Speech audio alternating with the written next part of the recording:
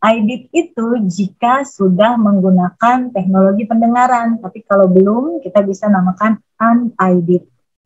Nah, seperti itu. Jadi ada beberapa gambaran tes pendengaran yang bisa digunakan untuk yang sudah bisa memberikan respon atau yang belum memberikan respon. Ya, jadi memang dari segitu banyaknya itu sebetulnya kan memang itu dibutuhkan ya. Artinya memang saling menunjang. Ya, saling memenuhi, saling menunjang sehingga memudahkan kita untuk mengambil keputusan. Ya. Betul. Tapi memang yang paling mudah, yang paling kalau saya mau bilang mungkin yang paling murah begitu ya dilakukan itu pemeriksaan audiometri gitu ya. Betul. Yang paling terjangkau ya. Sebetulnya meskipun dengan kesulitan yang macam-macam ya. Artinya kalau anaknya kecil, responsnya masih belum terlihat gitu ya. Atau belum lagi kalau misalnya anak kecil-kecil itu ada yang mereka dengan multi issue gangguan gitu ya. Itu begitu dan lain sebagainya begitu ya. Sehingga ya itu menambah kesulitan yang ya tambah PR ya betul. Nah, kita kali ini coba aja gini Mbak Dini. Ini kita sedang banyak menjadi orang tua atau teman-teman itu memang mereka loh anak saya ini gangguan pendengarannya sekian, anaknya yang lain itu sekian, tetapi kok hasilnya nggak sama dan lain sebagainya. Itu sebetulnya banyak sekali pertanyaan yang demikian begitu ya, yang akhirnya juga kalau saya itu menghambat sebetulnya. Menghambatnya adalah kadang tidak realistis kita menilai ya, itu begitu. Hal-hal yang pendukung lainnya itu tidak terungkap dengan baik begitu ya.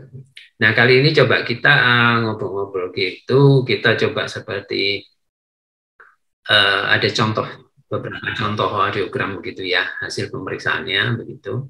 Nanti coba saya tampilkan, nanti kita coba bahas sama-sama gitu Mbak ini ya. Kita bahas sama-sama, kita share dan kita coba nanti dari teman-teman ini atau Bapak Ibu yang ada bagaimana mereka begitu ya. Coba kali ini coba saya share ke contoh diagramnya yang sekarang ini. Oke. Nah kali ini ada semacam audiogram yang semacam ini. Kadang-kadang teman-teman ada yang mengatakan bahwa loh ini kan ada audiogramnya yang dia bisa mendengar di sekitar 40-50 desibel. Apa tetap dikatakan profound atau kalau ikut ini WHO ya ini sudah masuk profound, ada yang profound gitu ya, profound hearing loss. Nah ini gimana menyikapinya, karena teman-teman ada yang berpendapat bahwa sebetulnya kan dia juga tidak profound semua, berarti harusnya ada yang bagus juga dong, itu kan begitu. Itu gimana Mbak ini ya? Ya, ini kan dari contoh audiogram ini ya kita lihat bahwa kelihatannya sih ini gambaran kalau cuma 4 biasanya dari BRASSR ya biasanya, tapi kalau misalnya audiogram kita bisa lebih panjang, tapi kita lah kita anggap ini audiogram. Nah di sini kalau kita lihat seperti tadi Pak Omo bilang bahwa ada standar WHO ya, mungkin kita juga kita punya juga sekarang standar yang lain-lain, ada ISO, ada juga ASHA ya, tapi tergantung kita melihatnya pakai standar yang mana. Cuma pada dasarnya kalau kita melihat hasil tes ini, kita lihat di 500 itu 40 mungkin rata-rata, kemudian di 50 masih 50 juga, kemudian di 2000-nya 80, di 4000-nya 90. Nah ini pada dasarnya kalau misalnya kita melihat gambaran audiogram seperti ini, mungkin kita akan bisa bilang yang paling tinggi itu masih moderate ya, kemudian yang bawahnya itu sampai profound. Ada beberapa pendapat yang mengatakan bahwa ini adalah kita membaca dari awalnya, jadi moderate to profound hearing loss. Kita membaca seperti itu. Tapi ada juga Fletcher, namanya indeks Fletcher, di mana kita membagi keempat ini menjadi 40 plus 50 plus 80 dibagi plus 90 dibagi 4 gitu. Itu namanya indeks Fletcher. Jadi kalau misalnya kita melihat di sini misalnya 40 plus 50 90 plus 80 100 70 plus 90 lagi 270. Nah ini kalau kita bagi 4 sekitar berapa ya? 80-an. Hampir 80-an. Hampir 80-an. Nah sekitar itu berarti kita bisa bilang severe kalau kita melihat pakai indeks Fletcher. Itu kalau kita hanya melihat, kita ingin melihat bagaimana sih gangguan pendengarannya atau di berapa desibel rata-ratanya. Tapi yang penting adalah pada saat kita masukkan ini ke dalam software alat bantu dengar, ya setiap alat bantu dengar punya software masing-masing. Nah ini kita akan melihat memasukkan masing-masing ini pasti amplifikasinya akan berbeda sesuai dengan masing-masing frekuensi yang berbeda ini. Nah itu yang penting. Jadi oke lah misalnya nanti Bapak Ibu, anak saya profound, anak saya masih moderate, anak saya masih severe. Betul, itu mungkin kita bisa bilang ini moderate to profound, atau misalnya kalau kita bikin rata-ratanya ada severe atau berat. Nah tapi intinya setelah itu yang kita perlukan apakah ini akan betul pas sesuai dengan nanti kita masukkan ke dalam software dan kita amplifikasi sesuai dengan gangguan ini. Itu sih intinya. Jadi sebetulnya kalau misalnya kita pakai gambaran tadi dari indeks Fletcher itu kan kita hanya menemukan ya satu aja rata-rata. Iya, katakanlah yang diambil itu gampangnya diambil orang bilang 80 gitu ya. Sekitar 80 kurang lebih kan begitu ya. Nah, itu sebetulnya kan belum tentu juga bisa menggambarkan bahwa fittingnya nanti itu gimana. Iya. Nah, itu yang mungkin kadang-kadang kita mengambil sebuah kesimpulan yang gampang. Jadinya salah ya. Ya, bisa katakanlah mungkin salah atau istilahnya apalah, terserah begitu ya. Jadi nggak pas lah gitu ya. Nah, akhirnya kan kita ini terjebak pada ukuran atau gambaran yang sebetulnya loh ini ada frekuensi tertentu yang mungkin dia lebih bagus atau malah lebih turun dan lain sebagainya kan begitu ya. Sehingga nanti pada saat habilitasi dan lain sebagainya itu kita juga perlu tahu karena ini yang dikatakan kalau orang tuanya biasanya kan kita punya data begitu ya pada saat teman-teman itu bergabung itu kita punya data. Kita selalu tanya, kalau ditanya, oh itu dia profound atau namanya severe, oke, berarti kita gambaran di dalam kepala saya terutama, oh iya kalau severe itu sudah sekian. Kira-kira seperti ini gitu ya. Ya, tapi nyatanya ternyata tidak. Ini kan membuat kita itu jadi loh. Tadi katanya begitu, oke, baru setelah kita diskusi lagi, kita data lengkap. Baru ketahuan, oh ternyata gini toh profilnya itu, bentuknya itu begini. Sehingga nanti kalau dimasukkan di dalam software itu, per frekuensinya itu berbeda. Kan begitu ya, amplifikasinya berbeda, hasil dari amplifikasi di frekuensi tinggi dan rendah itu juga berbeda, kan begitu. Iya. Ya betul ini sekali Pak Omo. Ini yang mungkin kita saya katakan tidak semudah karena mengatakan bahwa oh anak saya sekian, enggak dong, karena itu tadi mungkin fittingnya sudah sekian lama juga perbaiki fine tuning lagi, berarti kan menurut ini masih tetap pakai yang dengan severe-nya atau tidak. Ya, kadang-kadang banyak sekali pasien kan misalnya yang udah tahu ya Mbak Dini saya gangguannya kata dokter berat, sangat berat gitu kan. Saya mau kesana ya, waktu masih di healing center saya mau fitting gitu kan. Silakan Bu, tetap saya bilang coba Ibu bawa hasil tesnya atau fotokan hasil tesnya, karena tanpa masing-masing titik-titik ini kita susah bilang bener nih, saya 90 kata dokternya, 90-nya di mana Bu? Atau saya no respon misalnya dari BERA, karena BERA hanya di 4.000, sementara kita nggak tahu di frekuensi lainnya mungkin masih ada respon. Nah itu yang kadang-kadang kita harus memastikan, dan kita harap semua audiologis atau audiometris dimanapun bisa care juga dengan frekuensi-frekuensi lainnya, jangan cuma dari BERA-nya aja nih sekian no respon atau ini. Nah, itu yang harus kita pastikan semuanya clear gitu ya. Ya betul.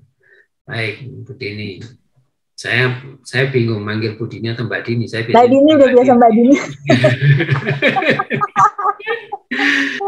Jadi gini Mbak Dini, ini ada pertanyaan ini izin bertanya dan sebagainya. Ada beda, apakah ada beda hasil pemeriksaan dari anak yang tidur alami dan tidur karena obat tidur? Jadi mungkin ini yang objektif tadi yang menggunakan ASS atau tes Bera dan apakah keduanya valid atau ada yang lebih valid di antara keduanya, dan apakah valid pemeriksaan telinga pada saat anak dalam keadaan batuk pilek karena kadang memakai anak masih batuknya pilek pun masih tetap dilakukan pemeriksaan. Ya, langsung saya jawab apa gimana? Ya, gitu aja kamu. Ya. Jadi kalau misalnya hasil tes dari anak tidur pakai obat maupun tidak pakai obat itu pada dasarnya tidur ya, tidurnya itu kita lihat tidur yang dalam. Dan anak-anak itu misalnya pakai obat tidur pun ada juga yang belum tidur banget gitu, atau anak yang tidur alami ada juga yang tidurnya bagus ya. Jadi pada dasarnya yang penting anak tidur, kita juga melihat pada saat tes itu ada tanda-tanda Bu di situ yang kita bisa cek bahwa ini oke loh, anaknya tidurnya bagus. Ada standar lah di dalam pemeriksaan itu yang kita bisa percaya bahwa ini oke. Nah, misalnya walaupun anak itu pakai obat tidur yang kita yakin pasti bagus, belum tentu juga. Kadang-kadang anaknya pakai obat tidur masih, misalnya dia lagi pilek ya, misalnya lagi pilek, terus dikasih kloranhidrat. Nah, itu juga kadang dahaknya itu dia membuat dahaknya itu lebih banyak. Nah, itu jadi kadang-kadang gitu. Jadi itu juga ada gangguan juga. Nah, ini yang penting adalah pada saat kita memeriksa, misalnya anak dengan obat tidur gerak-gerak atau tetap masih sesek atau ada sesuatu pas lagi pilek, nah itu di dalam tanda di dalam lab PC atau laptop atau alat yang dipegang itu ada tandanya merah seperti itu. Jadi tidak berjalan dengan baik, atau kadang ada alat juga yang dia memberikan, jadi dia diem, nggak bergerak, nggak mau jalan pemeriksaannya gitu. Jadi pada dasarnya mau pakai obat tidur atau tidur alami, kita bisa percaya, kita bisa terima asal memang tidurnya itu benar tidur dalam, dan alat juga akan memberikan info tersebut. Dan juga si pemeriksa juga gak mungkin kan pas periksa pergi gitu, nunggu lagi pas hasilnya ada, enggak ya, biasanya kan diliatin terus perubahannya seperti apa gitu ya di dalam screen pemeriksaannya. Ya, terus apakah valid pemeriksaan pada saat keadaan batuk pilek? Valid sih valid Ibu, tapi kondisinya dalam konduktif. Jadi pada saat dia di timpanometri, makanya saya bilang sebaiknya di timpanometri, dia hasilnya itu ada, misalnya kalau timpanometri ada gambaran apakah dia A atau B atau bagaimana tipe-tipenya. Nah itu berarti dia valid dalam kondisi gangguan pendengaran juga, nggak cuma sensorinoral, jadi ada juga komponen konduktifnya. Nah kita nggak tahu nih, kalau misalnya komponen konduktifnya itu sudah sembuh, sudah tidak pilek, sudah tidak batuk, berarti kan hasilnya jadi beda. Pada dasarnya boleh-boleh aja, cuma hasilnya berbeda, kan jadi sayang-sayang uangnya kebuang, waktunya kebuang, ya. Jadi sebaiknya kita pastikan anak dalam kondisi sehat, persiapan juga sebelumnya, jadi kita dapat hasil yang oke, tidak perlu kita ulang lagi nanti kalau anaknya sudah sembuh pileknya, seperti itu. Ya. Begitu dari saya, Pak. Ya, jadi mungkin itu katakanlah itu valid begitu ya. Mungkin kalau saya bisa sedikit nambah sedikit, mungkin harus dibedakan antara menggunakan obat untuk merangsang tidur sama obat yang untuk katakannya anestesi begitu ya. Alami. Oh iya ya. Ya, jadi mungkin itu yang mungkin berbeda, sangat berbeda sekali begitu ya, ini ya. Tapi kalau itu menggunakan yang tidur dan lain sebagainya seperti itu, selama ini juga memang sudah ada parameternya, apakah itu ada parameternya tidak, gitu ya. Jadi itu sudah ya dikatakan valid seharusnya itu. Oke, ini juga ada pertanyaan lagi. Teman-teman ini, bagaimana prediksi kemampuan bahasa bicara anak yang audiogramnya seperti contoh yang sedang ini? Kita lihat sama-sama ini, Mbak Dini. Iya. Kalau misalnya kita lihat begini, kemungkinan seperti yang kita tahu dalam area percakapan ini sih areanya terapis ya sebenarnya, cuma palingnya kita mengerti lah bahwa di sini huruf-huruf vokalnya mungkin nanti akan lebih mudah diterima atau maksudnya lebih mudah untuk dipelajari untuk anak dengan gangguan ini, tapi di frekuensi tingginya itu di mana kebanyakan adalah konsonan dan misalnya di situ mungkin agak sulit anak untuk belajar di sini. Pada dasarnya kalau udah pakai alat bantu dengar mungkin tidak di sini ya, cuma pasti akan lebih mudah untuk frekuensi rendah di mana area di frekuensi rendah ini area kebanyakan huruf vokal mungkin akan lebih jelas lagi. Kalau bisa kita lihat juga area banana speech, di situ ada huruf-huruf tertentu di area tertentu. Ya. Jadi mungkin ini kalau menggambarkan dia bisa masuk ke dalam space area-nya itu ya Mbak Dini. Iya, kalau yang di 40 masih oke lah ya, 40-50 masih bisa. Lebih mudah dibantu untuk berlatih bicaranya. Cuma yang frekuensi tingginya ini ya lebih banyak usahanya lah. Bukan jadi tidak mungkin bisa juga. Ya, ada kemungkinan itu yang frekuensi tingginya dia akan agak sulit. Kalau saya mengatakan bukan tidak bisa, sulit ya, mungkin bisa dengan catatan-catatan tertentu begitu ya, sehingga tidak menyebabkan lebih gampang lah, karena itu yang frekuensi yang lain kan lebih bagus kan, bukan begitu kan begitu. Nggak bisa bilang begitu ya. Sehingga juga ini memberikan kita harus betul-betul paham dengan kondisi begini. Nanti setelah dilakukan yang tadi sempat disebut dengan edit testnya tadi, nah itu akan mungkin jadi lebih kelihatan bahwa seberapa dia menjadi terbantu dan seberapa kemungkinan bahasanya. Karena terus terang pemakaian ABD itu harusnya kan semua sudah terukur dan sudah bisa diprediksi begitu ya. Tapi kan itu perlu evaluasi berkala begitu ya. Sehingga ini yang juga akan menentukan nanti pada akhirnya apakah di frekuensi tinggi terbantu seberapa bagus atau nanti bahasanya dia seberapa bagus kalau tadi ditanyakan kan begitu ya. Jadi kalau begitu kira-kira semoga itu cukup menjawab ya begitu. Ini ada satu lagi. Ini kepada teman-teman. Ini apabila anak yang sudah lulus dari TK Aurika dan kembali ke orang tuanya. Ini kasusnya siapa ini yang bertanya? Tulang Heri. Ada anak yang dia sekarang di Surabaya dari tempat lain, dari luar pulau, tapi ditemani oleh paman. Kemudian ini dia tanya nanti setelah dia kembali ke orang tuanya, apakah akan mendapatkan pantauan audiogramnya yang berkaitan dengan pendengaran karena sudah pasti penanganannya berbeda.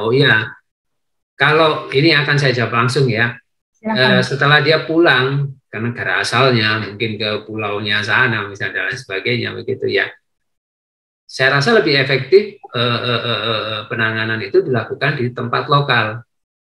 Ngapain kok ribut-ribut harus ke Surabaya yang jauh kalau di tempat lokalnya ada kan begitu ya.